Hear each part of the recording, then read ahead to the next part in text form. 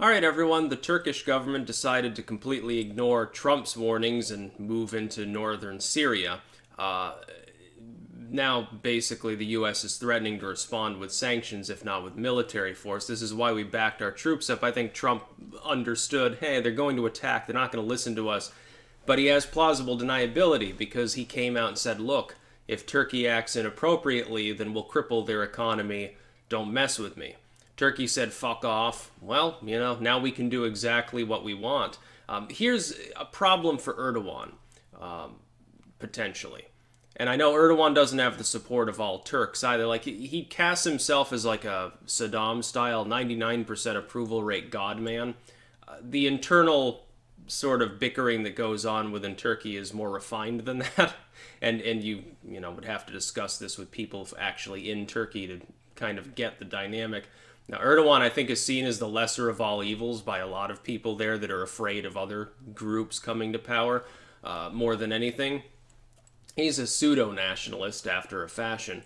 He's really a post-nationalist, though. What he wants is a return to the Ottoman days. He wants to overrun neighboring regions. The problem for him is he doesn't necessarily have the blessing of Russia. It's not really a problem of the United States. We'll just sit back and sanction the Turkish economy out of the Western world, maybe kick him out of NATO, which would be funny, and cause difficulties.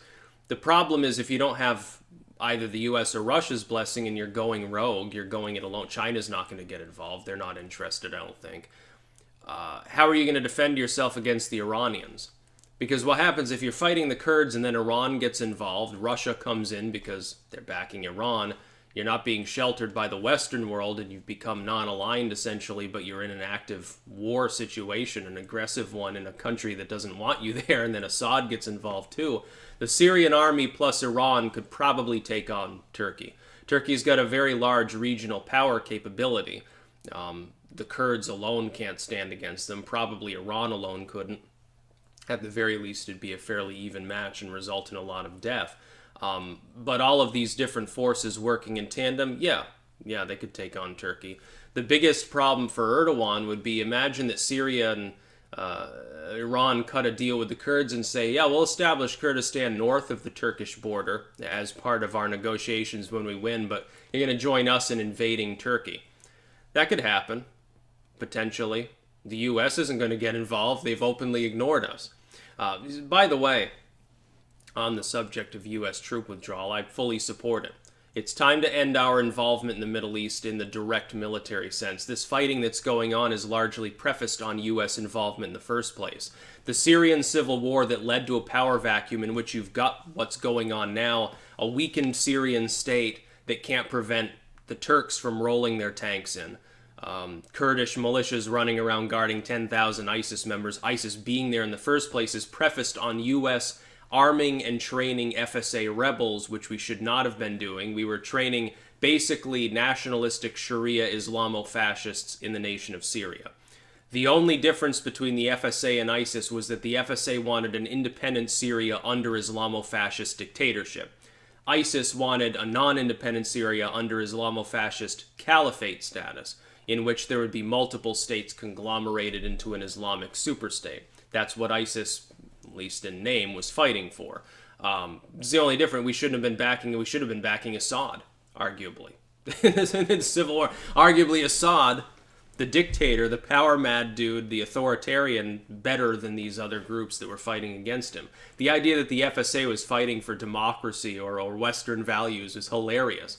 All you had to do was read any of the literature, listen to any of their statements, observe their actions to know that wasn't the case. Assad was the only one making any attempt to protect Christians and Jews in the region, Yazidi. Nobody else gave a shit. It was him or it was the Kurds, and the Kurds were doing it to be on the good side of the U.S. to try to establish Kurdistan. Now we've said, to hell with you. You're a non-state actor. You're communists. You were fighting alongside of us against ISIS, but ISIS is no longer a problem. Now you're going to have to deal with Turkey. It's not our fight. What I would say the appropriate response is this. Rather than getting rope-a-doped into another regional struggle and staying there for 20 more years, or some crazy shit like that, sanction Turkey, make it clear we don't support the invasion, and partner with Assad. Rebuild his military, let him handle it. It's taking place in Syria, isn't it? He's been aggressively attacked by a foreign power that's acting outside of the scope of NATO in every possible way. Since they're the aggressor, they can't invoke articles and drag us into a war because it's not defensive. If Assad were to roll his tanks out right now, beat on the Turks a little bit, and start firing across the border, it's not even clear that NATO would have a responsibility to respond. Here's the sticky part, though. Turkey hosts U.S. bases. Turkey hosts U.S. nuclear systems. I think an airfield as well. We've been partnering with them. They control the Bosphorus, which is kind of important. It'd be terrible if they partnered with Russia. Also terrible for Turkey because Russia's not capable of supplying them with the same kind of economic clout that they need. It's a weird situation. The Middle East is constantly having these problems because of trade and travel and resources. Why don't we stop dicking around constantly, landing our troops every 10 years in some new godforsaken desert for no purpose? We don't seem to draw any sort of benefit off of it. I'm glad that Trump is president and not Bush or Obama. What would Obama's response be? Don't you cross this red line. They'd cross the red line, nothing would happen. This would happen 5 or 6 times, lowering our prestige in the process until nobody takes us seriously. They think that we're run by morons.